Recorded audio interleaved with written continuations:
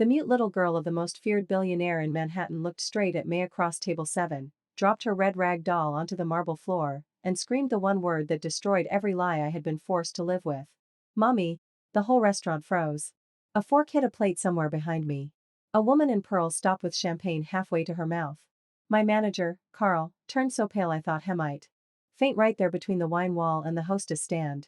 I stood with a silver pitcher of sparkling water in my hand, wearing a black apron that smelled like lemon polish and panic, and for a few seconds my knees forgot how to hold me. My name is Elena Rivera. I was 27 years old, living in a cramped apartment in Queens, working double shifts, and pretending I was stronger than I was. I had been a server at the Atlantic Room for exactly 19 days. The restaurant sat on the 54th floor of a glass tower near Central Park, the kind of place where people paid $68 for fish and treated waiters like moving furniture. I took the job because my father's heart surgery had left us drowning. Insurance covered some of it. Not enough. Rent did not wait. Medication did not wait. Debt collectors did not care that my dad used to drive a cab for 31 years. And still said thank you to nurses who forgot his name. So I smiled.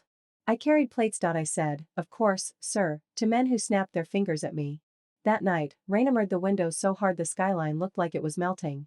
I had already been yelled at twice. Once by a hedge fund guy who said his steak was emotionally disappointing, and once by Carl because I spilled 3 drops of water on table 4. Then Carl grabbed my elbow near the service station. Table 7, he whispered. I looked over. What about it? His fingers tightened. Do not mess this up. Who is it? Carl swallowed. Damien Cross. The name landed in my stomach like ice. Everyone in New York had heard something about Damien Cross. Real estate, private security, hotels, ports, old money, new power, too many rumors to count. His face appeared in business magazines, courthouse sketches, charity galas, and gossip columns that never dared to say too much. People called him ruthless. People called him untouchable. People called him the man who could ruin a mayor before breakfast and buy the building by lunch. He was not a man you kept waiting. He sat at table 7 in a charcoal suit, one hand resting beside a crystal glass, the other near the small girl sitting beside him. He looked about 40, maybe a little younger, with dark hair, a neatly trimmed beard, and a thin scar cutting through his left eyebrow. He had the stillness of someone Yusetto making rooms bend around him.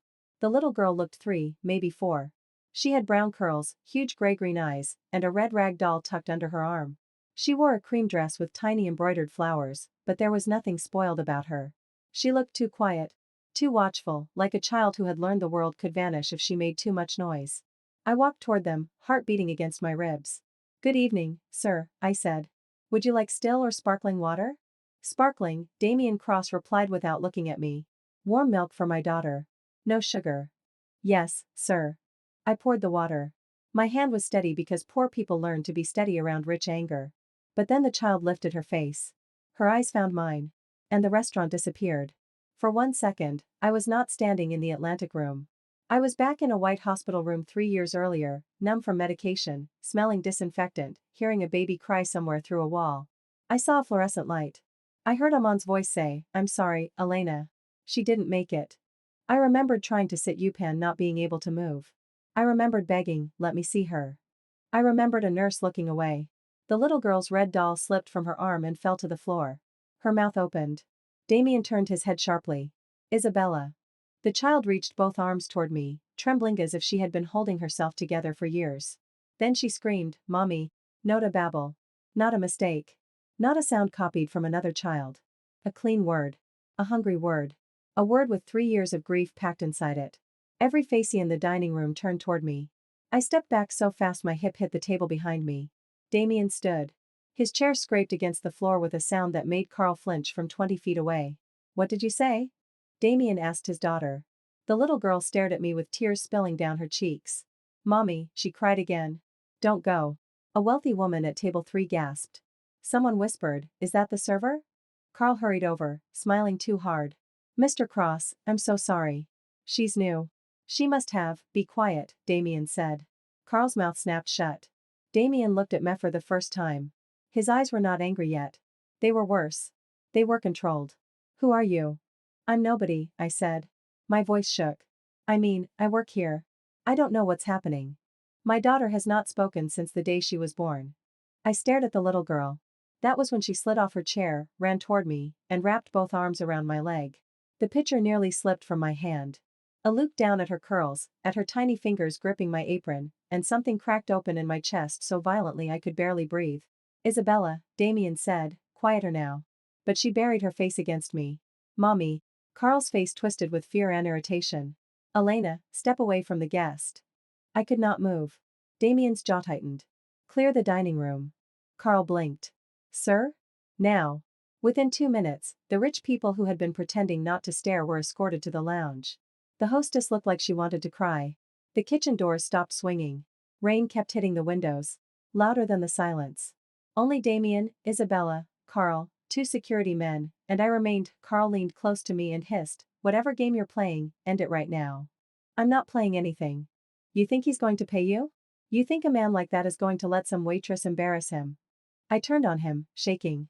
I said I didn't know what's happening. Damien heard every word. He walked toward me slowly. Then start with your name. Elena Rivera. Have you ever met my daughter? No. Have you ever worked for my family? No. Have you ever been near her before tonight?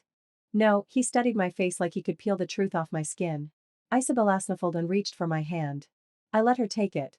I should not have. Every logical part of me knew I should step back, apologize, run to the subway, and never return. But the second her fingers curled around mine, my body knew something my brain was terrified to say. I had held this child before. Not in my arms. Inside me. I bent down and picked up the red doll she had dropped. As I gave it back, her sleeve slid up. There, on the inside of her left wrist, was a small reddish birthmark shaped like a half-moon. The room tilted. I had seen that mark once. Only once. Through blurred eyes, after 17 hours of labor, before the mask went over my face and the world turned black. A nurse had lifted a crying newborn for less than 2 seconds. I had seen a tiny left wrist. A tiny red crescent.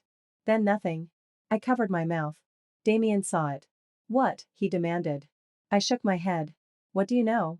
I had a baby, I whispered. Carl rolled his eyes. Oh my God. Damien did not look away from me. When? 3 years ago. Isabella pressed closer to my side. My throat burned. I was 24. My dad needed emergency heart surgery. We were broke. I signed with a surrogacy agency in Arizona. They said a couple from New York couldn't carry a baby. They promised everything would be legal, anonymous, safe. They implanted an embryo. I carried a girl for 9 months. Damien's face changed, not much, but enough. I kept going because if I stopped, I would collapse. When I woke up after delivery, they told me she died. They said there were complications. I begged to see her. They said it would make things worse. They gave me an envelope with money and a counselor's business card that didn't work after 2 weeks. Carl muttered, this is insane. I looked down at Isabella's wrist again. I saw the birthmark before they sedated me. A little half moon. Just like hers. Damien went very still. My wife, he said, died giving birth to Isabella. I looked up. His voice stayed flat, but his eyes had gone dark. They handed me my daughter that night. They told me my wife held her for 1 minute before she passed. I heard the faint hum of the restaurant refrigerators. I heard rain. I heard Isabella breathing. That's impossible, I said. Damien reached into his jacket and pulled out his phone. No. It's not impossible. It means someone lied to both of us.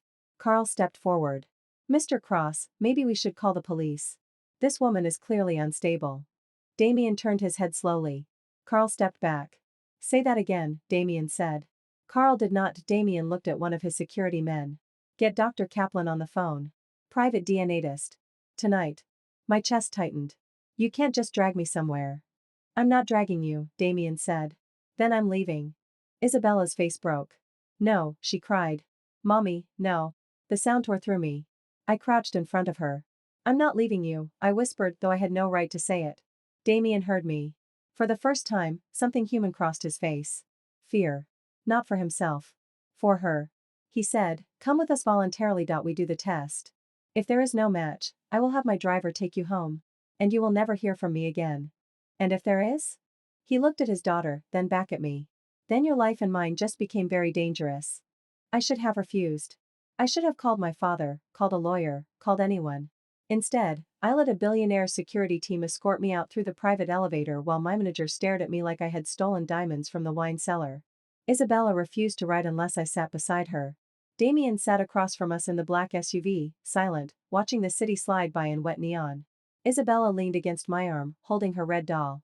She did not speak again, but every few minutes she looked up to make sure I was still there. I stared at the doll to avoid crying. Its stitches were old. Handmade. The red dress had been repaired at the shoulder with clumsy black thread. Who made that? I asked softly. Damien glanced at the doll. It was found in Isabella's bassinet at the hospital. My wife hated it. I kept it because Isabella would not sleep without it. I touched the doll's cotton foot. There was something hard inside. A bead, maybe. Or paper. Before I could ask, the SUV pulled into an underground garage beneath a private clinic on the Upper East Side. At 12:38 a.m., a doctor swabbed my cheek. At 12:39, he swabbed Isabella's. At 12:40, Damien gave his sample too. At 1:16, Isabella fell asleep with her head in my lap. At 1:42, while Damien stepped into the hallway to take a call, I looked again at the doll. The loose seam near the foot had opened slightly. I do not know why I reached in. Maybe grief makes you search for ghosts. Maybe motherhood recognizes evidence before the law does. My fingers found a folded strip of plastic. I pulled it out carefully. It was a hospital bracelet, yellowed at the edges. The name printed on it was almost faded, but I could still read it. Baby Rivera. Under it was my date of delivery. My hand started shaking so badly the bracelet slipped onto the floor. Damien came back in and saw my face. What is that? I could not speak. He picked it up. For 1 second, the feared Damien cross-looked. Like a man whose entire world had been slit open. Then the clinic door opened, and Dr. Kaplan stepped inside with a white envelope in his hand. His face was gray. Mr. Cross, he said. The results are back. Damien did not move. The doctor looked at me, then at the sleeping child. Then back at Damien. This is not just a match, he said. Elena Rivera is Isabella's biological mother. And you are her biological father. The room went silent. Damien stared at the envelope. I stared at Isabella. My daughter was alive. And for 3 years, someone had let me mourn her like a grave. By sunrise, I was standing inside Damien Cross's estate in Greenwich, Connecticut, wearing my waitress uniform under a borrowed coat and holding my daughter's hand like the whole world would steal her again if I blinked. The house looked less like a home than a museum. Built by a paranoid king. Stone gates. Security cameras. A driveway long enough to have its own weather. Marble floors. Oil paintings. Fresh flowers arranged so perfectly they looked threatened. At the back, a lawn rolled down toward a dark private lake. No one locked me in. No one told me I could leave either. Isabella walked beside me in tiny socks because she had kicked off her shoes in the car. She kept one hand in mine and one arm around her red doll. Every few steps, she whispered, "Mommy," as if testing whether the words still worked. Each time, I answered, "I'm here."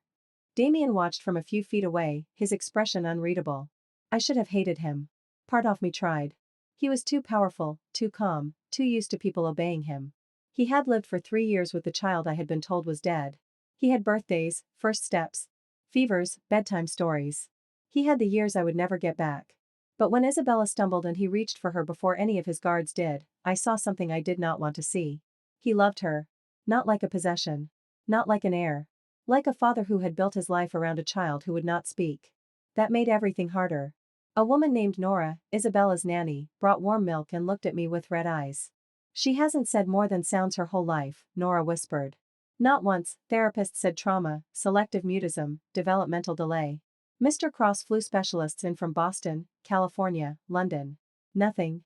Then tonight she saw you. I sat on the edge of a velvet sofa while Isabella climbed into my lap as if she had done it 1,000 times. Damien stood by the fireplace. My wife's name was Victoria, he said. Victoria Cross. We were married 5 years. She wanted a child more than anything. Did she know? I asked. His jaw flexed. That is what I intend to find out. You really didn't know about me? No, you expect me to believe that? His eyes lifted to mine. No. I expect you to question everything. I am. The answer was too honest to be comforting. I looked down at Isabella's curls. The agency told me the parents were anonymous. They said the embryo wasn't mine genetically. They said I was only carrying. Damien's face sharpened. You were told you were only a gestational carrier? Yes. That was a lie. I laughed once, bitter and broken. Apparently there were a lot of those. At 6:10 a.m., Damien's attorney arrived. Her name was Vivian Marks, a woman in a navy suit with silver hair, tired eyes, and a voice that sounded like it had won wars in courtrooms. She did not waste time. We need documents, she said. Agency contracts. Clinic names. Doctor names. Payment records. Anything. I have a folder in my apartment, I said. I kept it because I hated myself for signing it. Damien looked at one of his men. Send someone. No, I snapped. Everyone turned. I stood, still holding Isabella. No one goes into my apartment without me. I'm poor, not powerless. A flicker crossed Damien's face. Approval, maybe. Fine, he said. We go together. So that was how I returned to Queens at 8 a.m. in the back of a black SUV with a billionaire, 2 security men, and my 3-year-old daughter eating crackers from a silver snack box. My building smelled like old radiator heat and someone's burned toast. Mrs. Alvarez from 2B opened her door halfway and stared so hard at Damien's suit that I thought her eyes might fall out. Elena, she whispered. It's a long story, I said. My father was asleep in the recliner when we entered. The TV was still on, showing morning traffic. His pill organizer sat on the side table beside a glass of water. Dad, I said softly. He stirred, blinked, and saw Damien first. Then the security men. Then Isabella in my arms. What happened? He asked, trying to stand too fast.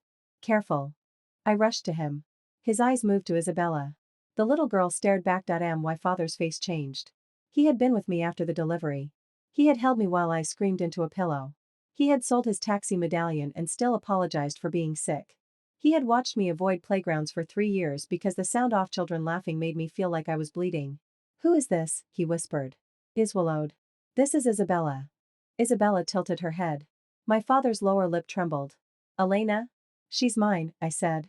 The baby didn't die.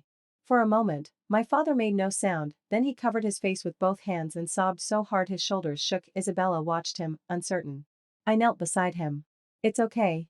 He's your grandfather. She looked at me. Then she reached out and touched his hand. Grandpa, she whispered. My father broke completely. Damien turned away, but not before I saw his eyes shine. I in my closet, under winter coats I barely wore, I found the file. The surrogacy contract. The clinic brochure. The number of an agency called New Dawn Families. The name of the doctor who delivered me. Dr. Raymond Teller.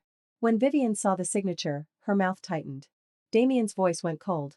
Teller delivered Isabella. By noon, Dr. Raymond Teller was sitting in Damien's library, sweating through his shirt while 2 attorneys, 1 private investigator, and the scariest father in America stared at him. At first, he lied. He said records were complicated. He said agencies sometimes use different names. He said grief could distort memory. He actually looked at me and said, Miss Rivera, trauma can create false associations. I stood up so fast the chair tipped behind me. My trauma didn't sew my baby's hospital bracelet into a doll. He stopped talking and Vivian placed the bracelet in a clear evidence bag on the table. Then Damien slid the DNA report toward him.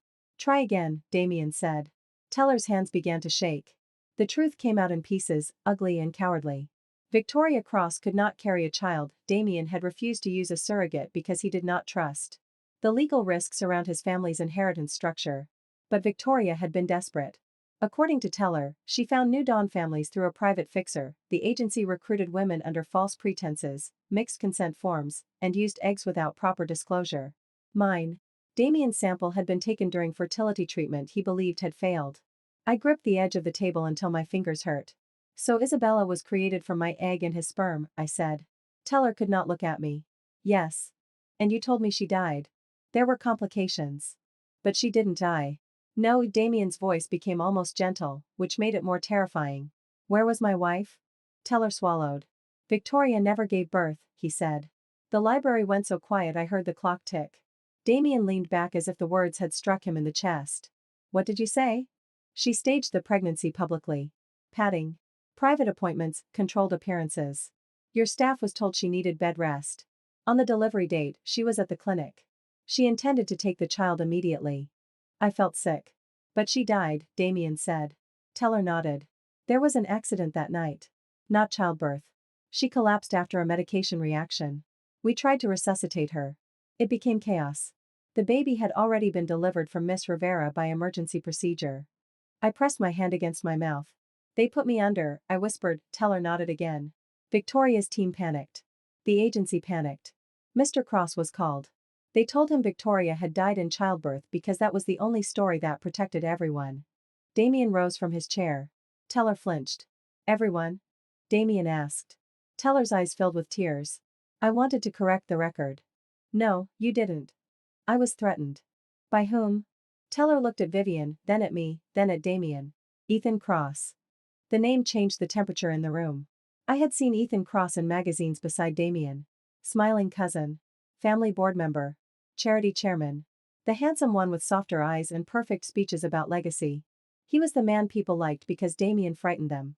Damien did not move, Teller kept talking faster now, like a drowning man spitting water.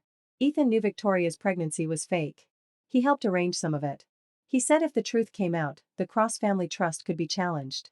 Damien's birthday. If Isabella's maternal records were questioned, Ethan could freeze the trust, push Damien out, and take temporary control. Vivian said, he kept the truth as leverage. Teller nodded. Yes. Damien's face looked carved from stone. And the doll? I asked. Teller closed his eyes. A nurse felt guilty. She put the bracelet inside the doll before Isabella was transferred. She died last year. Cancer. I think she wanted the truth to stay near the child somehow. I wanted to hate that nurse. I wanted to thank her. I wanted to tear the whole world down. Isabella was asleep upstairs during the confession. My father stayed with her, sitting in an armchair like he a guard dog with a weak heart and zero fear. When I went up, Isabella was curled under a blanket, her doll beside her. My father looked at me. What happens now? I sat on the floor because my legs could not keep holding all the truth. I don't know. Do they take her from you again? No, Damien said from the doorway. I turned. He stood there without his jacket, sleeves rolled, looking less like a billionaire and more like a man who had not slept in 2 lives. No one takes her from Elena, he said. My father stared him down. You sure about that? Damien did not blink. Yes. And why should I trust you? You shouldn't. Damien stepped into the room. Not yet. That answer surprised my father into silence. Damien looked at me. Ethan will move fast. If he finds out we know, he will try to control the narrative. He will paint you as unstable, greedy, hired by me, or hired against me. He will use your finances, your father's illness, your job, everything.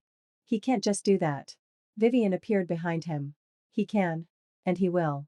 I looked at Isabella sleeping under a blanket that probably cost more than my rent.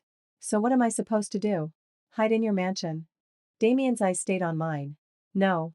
Stand beside me in public. I laughed, harshly. You're joking. There is a gala tomorrow night. Cross Family Foundation. Press, donors, board members, Ethan. If I introduce you as Isabella's biological mother before Ethan weaponizes the secret, he loses control of it.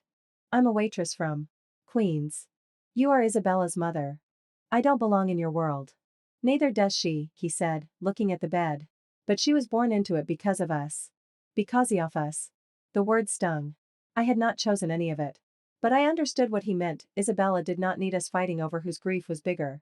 She needed us alive, steady, and faster than the people who had stolen her story.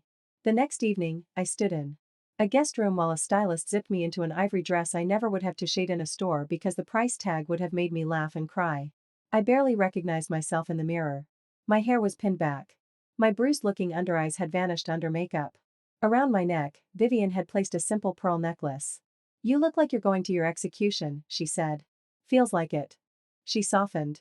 You are walking into a room designed to make women like you feel small. Do not let it. Downstairs, Isabella waited in a tiny navy dress, bouncing on her toes. Mommy pretty, she said. That was the 23rd new thing she had said since finding me. I knelt and kissed her forehead. You're prettier. Damien stood near the staircase in a black tuxedo.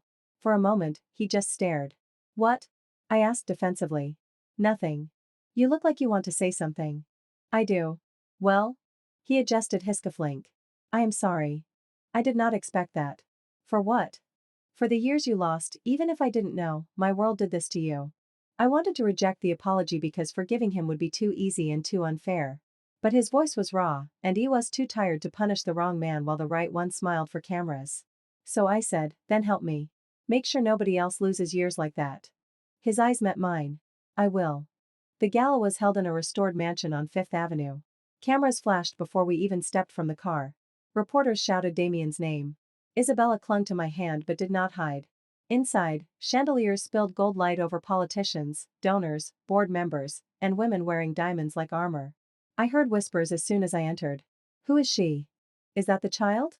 Damien brought a date? She looks familiar. Then I saw Ethan Cross. He stood near the stage, surrounded by people laughing too hard at whatever he had said.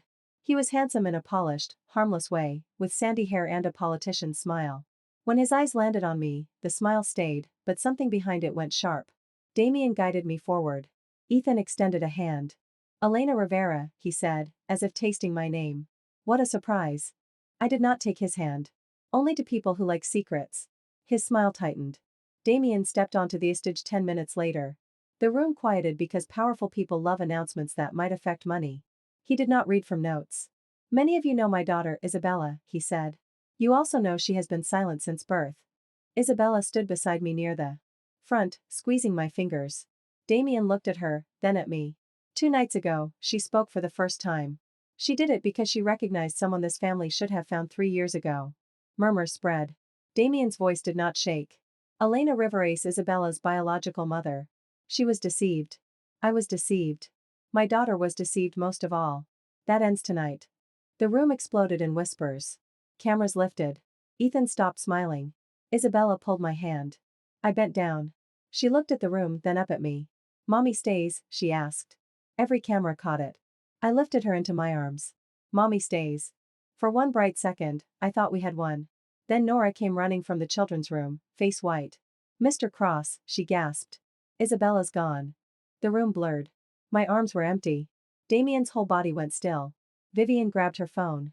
My own phone buzzed inside my clutch. Unknown number. The message had one line. Tell Damien to sign over the trust, or your daughter disappears for good. Across the room, Ethan Cross was gone.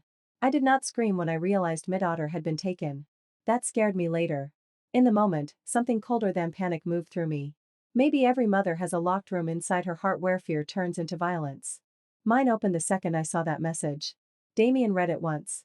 His face changed into the face New York feared. He lifted one hand. Every exit in the mansion closed. Security moved like the building itself had become alive. Doors locked. Elevators froze. Guards spread through hallways and staircases. Guests were told there had been a security issue. Politicians complained until they saw Damien's expression. Then they stopped. Vivian pulled me into a side room. Elena, listen to me. Ethan wants Damien emotional. He wants a signature. He wants leverage. I want my child. I know. No, you don't. My voice cracked. I buried her once without a body. I am not doing it again. Damien entered with 3 security feeds open on a tablet. There she was. Isabella. A camera from the east hallway showed Ethan carrying her past a service corridor. She was not fighting. Her head rested against his shoulder. Her doll was clutched in her arms. She's drugged, Damien said. The quietness of his voice made my stomach turn. Another camera showed Ethan stepping into a private elevator with 2 men. The roof, a guard said. Helipad access. Damien started moving. I followed. Elena, Vivian warned. I did not stop. We took the service stairs because the elevator was locked down. My heels slipped on the steps, so I kicked them off and ran barefoot in an ivory dress worth more than my father's car had ever been. Somewhere below us, the gala hummed with confused rich people who had no idea a child's life was being used as a bargaining chip above their heads. At the roof access door, Damien stopped. He turned to me. Stay behind me. No, this is not a negotiation. You're right. It's my daughter. For the first time since I met him, he looked afraid of me. Then he opened the door. Cold air slammed into us. Rain had stopped, but the roof glittered with water and city light. A helicopter sat dark on the pad. Ethan stood beside it with Isabella in his arms, her head drooping against his chest. The red doll hung from her hand. 2 men stood near him. One held a folder. Ethan smiled when he saw us. There's the happy family. Damien stepped forward. Give me my daughter. Our daughter, according to tonight's touching speech? Ethan looked at me. Or should I say her daughter? Hard to keep up with the rewritten history. I wanted to run at him. Damien's arm stopped me. Ethan lifted the folder. Sign the transfer. Temporary voting control of the Cross Family Trust. You can contest it later if you want. By then, I'll have cleaned house. You kidnapped a child for board control, Damien said. I rescued the company from a man who let a waitress blow up 90 years of family structure in one evening. I stepped around Damien. Ethan's eyes flicked to me. Annoyed. Amused. Elena, was it? You should have taken the money and enjoyed your little miracle privately. You mean like I was supposed to take the money and mourn quietly? His smile thinned. I kept walking until Damien grabbed my wrist. Don't, he said under his breath. But Isabella stirred. Her eyelids fluttered. Then she saw me. Mommy, she whimpered. That sound pulled me forward another step. Ethan shifted his grip. Careful. I stopped. Rainwater soaked through the bottom of my dress. My bare feet were numb. My whole body shook, but my voice did not. You looked at me in that ballroom like I was dirt under your shoe, I said. You all did. Carl at the restaurant. The donors. The doctors. The agency. Everyone who thought a broke woman would be easier to erase than a rich family's lie. Ethan sighed. This is dramatic. No. Dramatic is stealing a baby, faking a birth, drugging a child, and calling it legacy. Damien's phone buzzed. Head did not look at it. Ethan did. That was when his confidence flickered. Damien smiled slightly. And it was the first time I understood why people feared him. You should answer yours, Damien said. Ethan frowned. His phone buzzed. Then buzzed again. He looked down. His face drained. Vivian's voice came from behind us. Ethan Cross, step away from the child. She walked onto the roof with 4 federal agents and 2 NYPD detectives behind her. Beside them was Dr. Raymond Teller, pale, shaking, wearing the ruined expression of a man who had finally chosen prison over a grave. Ethan laughed once. You can't be serious. Vivian held up her phone. The roof audio has been live for 9 minutes. Your demand. The trust documents. The threat. The child in your arms. All recorded. Ethan looked at Damien. You set me up. Damien's voice was flat. You kidnapped Isabella before I could. Ethan's face twisted. For a second, the handsome cousin vanished. What remained was envy with teeth. You were always the chosen one, he snapped. Even when you did nothing. Even when Victoria lied. Even when the trust should have frozen, you got the company, the name, the kid, the sympathy. I kept the machine running while you played tragic widower. You kept a mother from her child, I said. He looked at me with pure hatred. You were never supposed to matter. I stepped closer. The agents raised their weapons, but I had eyes only for Isabella. That was your mistake. Ethan's grip tightened. Isabella cried out. Something inside Damien broke. He moved so fast I barely saw it. One of Ethan's men reached inside his jacket, and Damien's security slammed him to the ground. An agent shouted. The second man lifted his hands. Ethan stumbled backward, but Vivian was already there, sharp as a blade. Hand the child to her mother, she ordered. Don't call her that, Ethan spat. Isabella lifted her head. Then, in a voice small but clear, she said, she is my mommy. The roof went silent. Ethan looked at the child like she had betrayed him. He walked forward, hand extended. Baby, I whispered. Come here. For one horrible second, I thought he would not let go. Then Damien said, Ethan, look at me. Ethan did. Damien's voice dropped. You wanted my empire. Now the only thing with your name on it will be an indictment. Ethan's arms loosened. I pulled Isabella away from him and crushed her to my chest. She was warm. Heavy. Real. Her breath smelled faintly sweet, like whatever they had used to make her sleep. I held her so tightly she made a soft sound, and I forced myself to loosen my arms. I got you, I said into her hair. Mommy's got you. The agents took Ethan down before he could speak again. He shouted for Damien. Then for Vivian. Then for his lawyer. Then, finally, when the cuffs clicked around his wrists, he shouted that the cross name would survive all of us. Noon answered him. The next morning, his arrest was on every screen in America. Billionaire heir accused in child kidnapping and surrogacy cover-up. That headline ran for 3 days. Then came more. Fertility doctor confesses to illegal embryo scheme. New dawn families under federal investigation. Cross trust freezes Ethan's assets. My favorite headline was smaller, buried in a local Queens paper. Waitress reunited with daughter after 3 years. I cut that one out and kept it. The legal war lasted 11 months. Ethan's lawyers tried everything. They said Damien had staged the kidnapping to protect his public image. They said I was paid. They said I had known about Isabella all along and returned when a Cinderella opportunist in a borrowed dress. My father threw a slipper at the television. Damien wanted to sue everyone. Vivian told him we had bigger things to do. Dr. Teller pleaded guilty. Heza rendered records, payments, recordings, messages, and a list of other women Nudon had deceived. The agency collapsed under federal charges. 6 families came forward. 2 more women learned children they had been told were lost were alive under different legal arrangements. That part nearly broke me again. My grief had not been unique. It had been a business model. Victoria Cross could not be prosecuted because she was dead, but the truth about her was entered into court record. She had not been a monster. In the cartoon way people wanted. She had been desperate, entitled, terrified of losing her place in a family that measured women by heirs and men by control. She had signed forms she knew were false. She had paid people who should have protected me. She had planned to raise my daughter while I mourned her. I hated her. Then sometimes, late at night, when Isabella woke screaming from nightmares, I hated her less and pitied her more. Then I hated myself for that. Healing was not clean. Damien gave me and my father a guest house on the estate at first. I refused the main house. I refused new clothes unless necessary.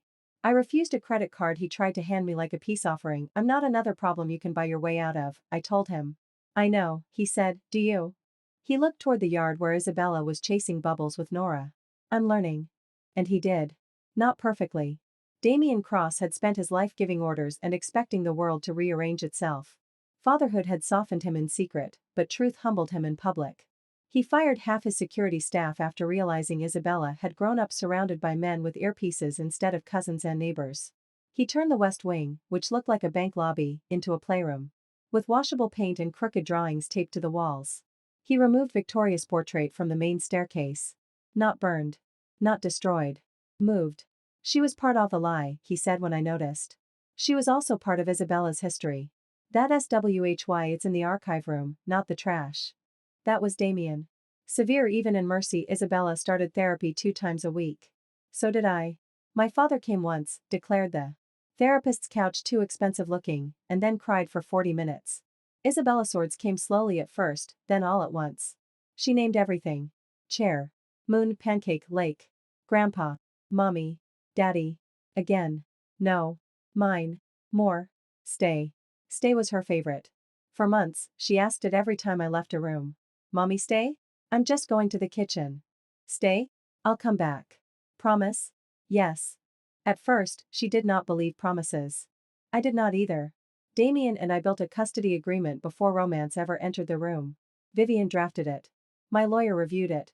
Damien insisted I have my own attorney, paid from a victim compensation fund, not from his personal account. That detail mattered to me more than he knew. The agreement recognized me as Isabella's biological and legal mother. Damien could live where I wanted. I could work if I wanted. I could leave the estate with Isabella according to schedule. There were no secret conditions. When he handed me the final copy, I read it 5 times. What if I take her back to Queens? I asked. His jaw tightened.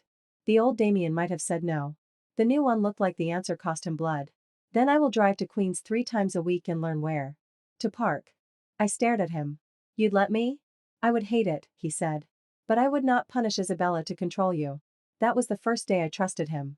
Not loved, trusted. Love came inconveniently, in pieces I did not ask for. It came when I found Damien sitting on the kitchen floor at 2 a.m., wearing a $4,000 suit, letting Isabella put butterfly stickers on his face because she had a nightmare and stickers made the monsters less bossy. It came when my father's heart medication ran out because the pharmacy messed up, and Damien personally drove 47 minutes through traffic to get it, then stood in line like a normal man while people pretended not to recognize him. It came when I testified in court and Ethan's attorney asked if I had sold my womb for money, and Damien stood up so fast the judge threatened to remove him. I answered before he could. Yes, I said into the microphone. I signed a contract because my father needed surgery and I was desperate. Poverty is not consent to fraud, desperation is not permission to steal a child. The courtroom went silent. That clip went viral. Women wrote to me from Nebraska, Florida, Ohio, California. Some were surrogates. Some were mothers. Some were daughters who had been adopted under lies. Some just said, I believe you. For 3 years, the world had told me to grieve quietly, now strangers were saying my daughter's name with care. Ethan was convicted of kidnapping, extortion, conspiracy, fraud, and obstruction. Dr. Teller received prison time and surrendered his medical license. New Dawn's founder fled to Costa Rica and was dragged back 4 months later looking much less glamorous than her website photo. At sentencing, Ethan turned around and looked at Damien. You think you won because you kept the kid, he said. The judge told him to face forward. But Damien answered anyway, quietly enough that only I heard. No. I won because she is not a kid. She is me daughter. And now she has her mother.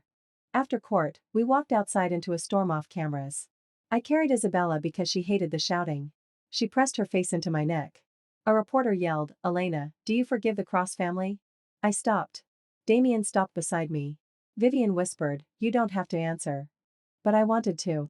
I turned toward the cameras. No, I said. Not all of them. Not yet. Maybe not ever. But I believe children deserve truth more than families deserve reputation. That became the quote everyone used. The estate changed after that. Not because marble turned into wood. Or billionaires became normal. It changed because secrets no longer had rooms to hide in. Damien opened the family records to investigators. He established a fund for victims of fertility fraud with Vivian as independent oversight. He hated that part because he hated being publicly praised for cleaning up a disaster his family helped create. Good. He should have hated it.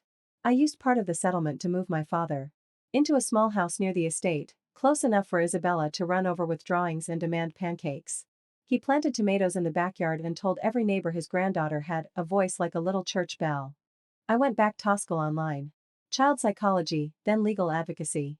I wanted to understand how systems made mothers disappear. I wanted words for what had happened to me beyond grief and miracle. Carl from the Atlantic room was fired after a video leaked of him telling staff I had baby-trapped the wrong billionaire and got lucky. I did not leak it. I did not have veto. Servers protect their own when the rich forget walls have ears. 6 months later, I received a letter from him.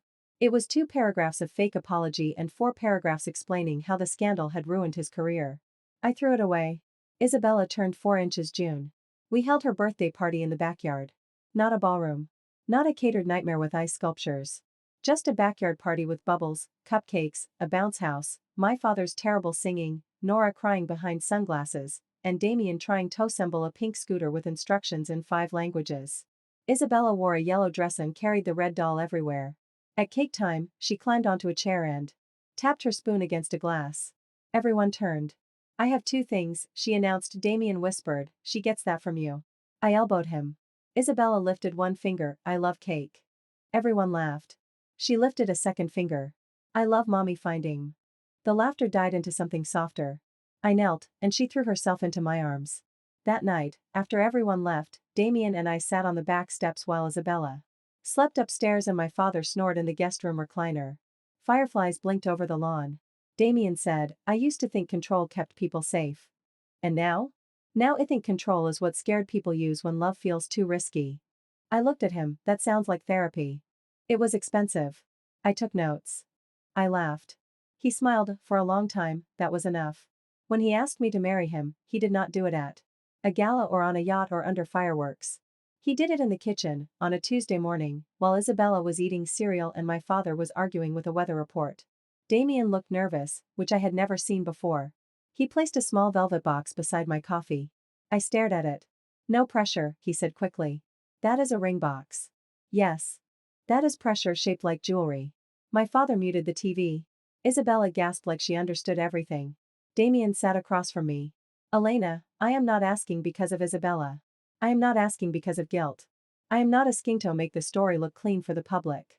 He took a breath. I am asking because the first time my daughter spoke, she told the truth before any of us were brave enough to. And since then, you have made this house honest. Loud. Messy. Alive. I love you. I would like to spend the rest of my life earning the privilege of staying. I cried before I answered, which annoyed me. Yes, I said. Isabella screamed so loudly my father dropped the remote. The wedding happened 1 year after the night on the roof, small. Private. In the garden. No press. No board members unless they knew how to have around children and empanadas. I wore ivory again, but this time the dress was mine. Chosen by me.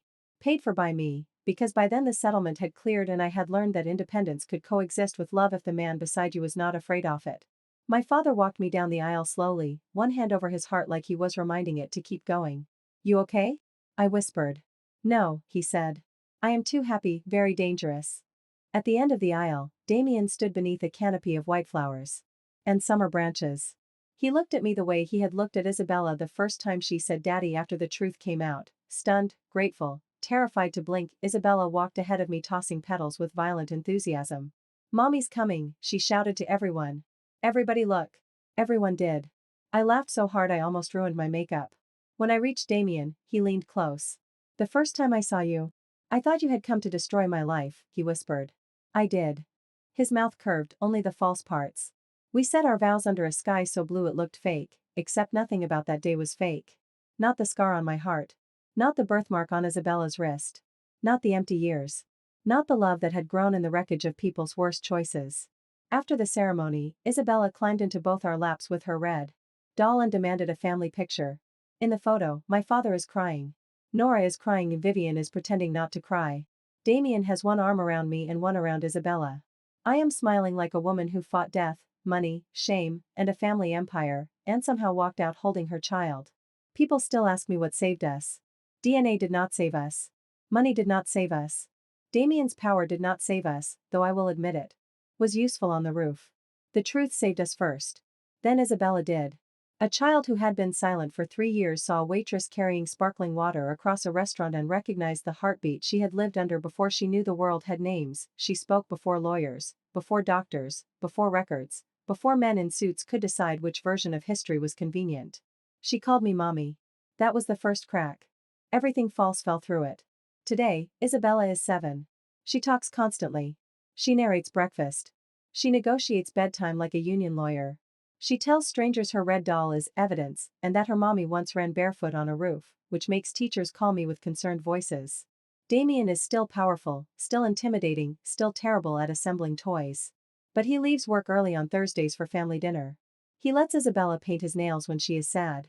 He visits women who testify against fertility fraud rings and sits in the back row without making it about him. My father is still with us. His tomatoes are awful. We eat them anyway. And me? I am not just the waitress from table 7. I am not just the surrogate they lied to. I am not just the woman who lost 3 years. I am Isabella's mother. Every morning, she runs down the hall and yells mommy, like the word is still new, like she is still proving she can say it, like she is still calling me back from that hospital room where they told me she was gone. And every morning, no matter where I am, no matter what I am doing, I answer. Because for 3 years, nobody let me hear Midotter's voice. Now every time she calls me, it feels like life is giving me back a piece of my soul.